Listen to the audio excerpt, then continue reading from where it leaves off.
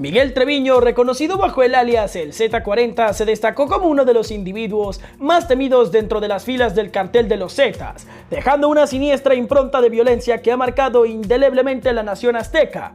En esta narración visual exploraré en detalle la historia de este personaje y arrojaré luz sobre su situación actual.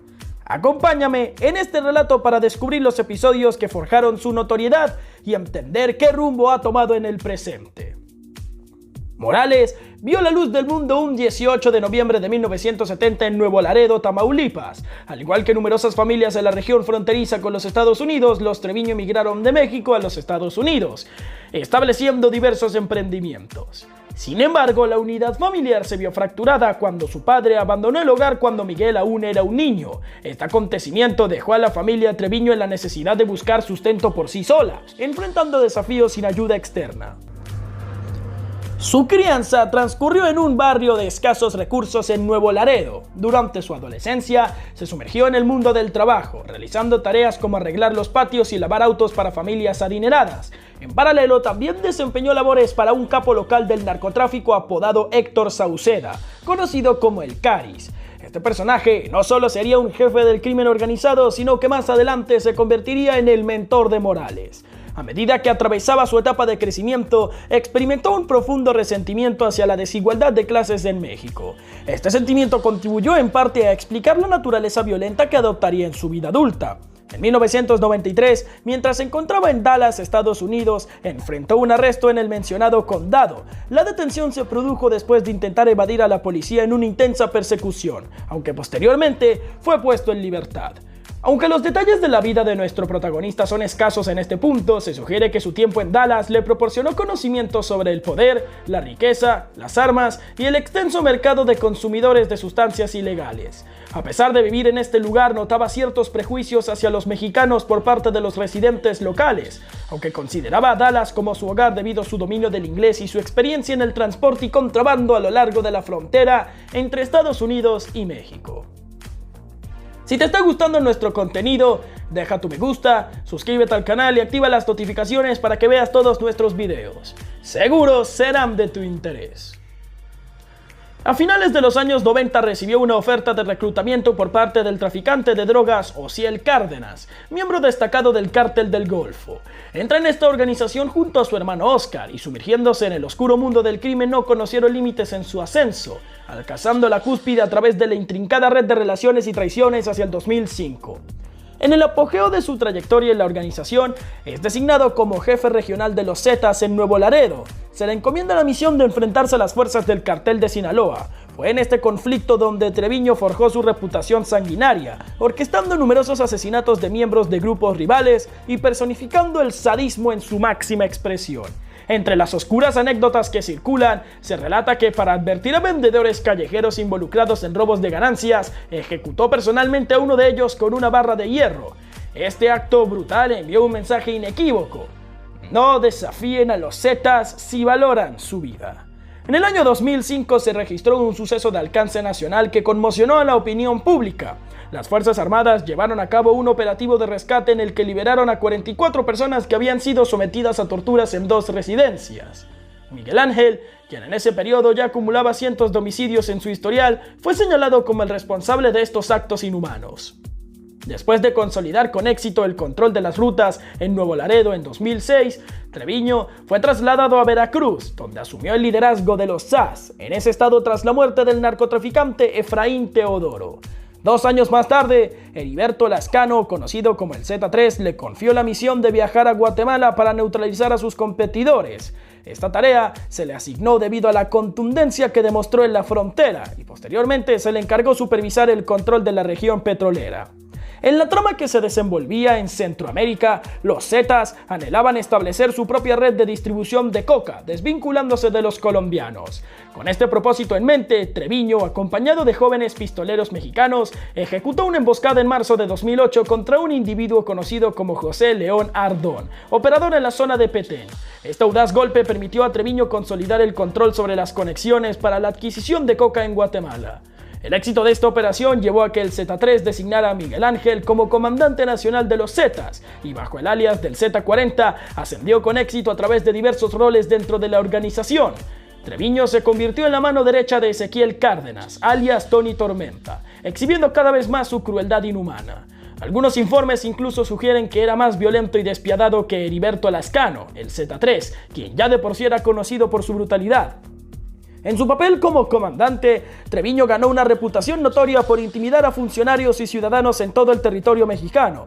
Las autoridades lo señalaron como responsable de una parte significativa de la violencia en México, incluyendo eventos trágicos como el asesinato de 72 migrantes en 2010 y la masacre de 193 personas en 2011. Existía una leyenda oscura en torno a Miguel Treviño, donde se sugería que empleaba un método de tortura denominado el estofado. Según los relatos, las víctimas eran incineradas vivas en barriles de petróleo, contribuyendo así a la construcción de una reputación temible. Se decía incluso que tenía la macabra costumbre de morder los corazones de sus víctimas mientras aún estaban con vida, alimentando la creencia de que esto lo volvería invencible. En el 2010, el grupo de los SAS tomó la decisión de independizarse del Cartel del Golfo, una gestión que se venía fraguando desde el 2003 con la captura de Osiel Cárdenas. Su intención no era solo ser el brazo armado del Golfo, sino expandirse como un cartel independiente. Este quiebre generó una fractura dentro de los Z, liderada por Heriberto Lascano y Miguel Treviño. Surgió así una brutal guerra de facciones que dejó numerosas bajas en ambos lados, una violenta lucha para alcanzar el poder absoluto. No obstante, esta contienda llegó a su fin en octubre de 2012, cuando las autoridades mexicanas abatieron al Z3, dejando a Treviño como el comandante de mayor rango de los SAS. Al asumir esta posición, el Z40 marcó una diferencia crucial con los líderes anteriores de la organización. Nunca había sido parte del ámbito militar.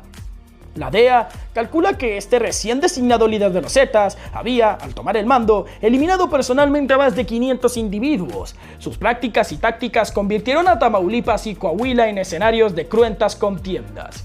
Acerca del Z40 se rumoreaba que contaba con diversos profesionales médicos en su plantilla, quienes se dedicaban a investigar métodos altamente efectivos para perpetrar asesinatos sin dejar rastro alguno. En esa búsqueda identificaron una forma de Botox que desencadenaba un infarto, siendo indetectable en las autopsias. Armado con este conocimiento, Treviño experimentó con las personas que eliminaba casi a diario. En cuanto a su crueldad, los sicarios bajo su mando afirmaron que disfrutaba enormemente del proceso, observando cómo sus víctimas tardaban alrededor de 40 minutos en fallecer. Lo hacía con el propósito de infundir un temor abrumador en aquellos cercanos a él, buscando evitar cualquier atisbo de traición.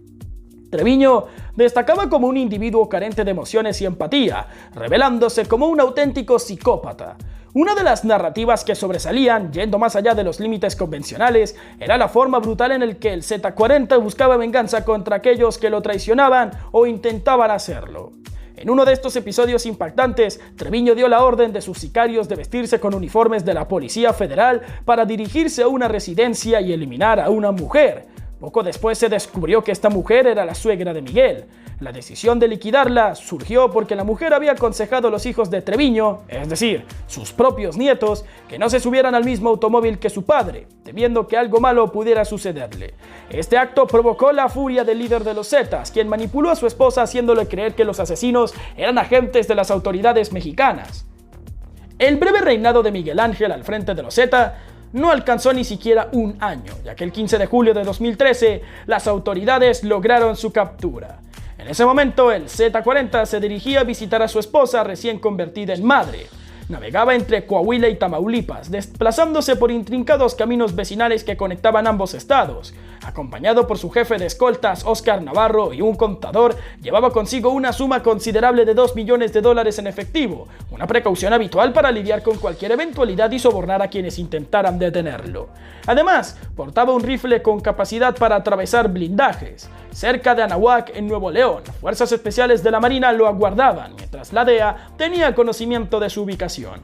Sin embargo, esta vez optaron por no compartir la información con la Policía Federal ni con la PGR. Experiencias pasadas indicaban que datos previos proporcionados por estas agencias resultaban en la liberación del narcotraficante, ya que elementos corruptos dentro de las autoridades filtraban información para prevenir su detención. En cambio, los estadounidenses decidieron alertar a sus aliados más confiables, con quienes mantenían una estrecha colaboración para ubicar y detener a los grandes líderes del crimen organizado. Con la detención de Miguel Ángel, algunos optimistas pensaron que se sellaría el destino de los Z.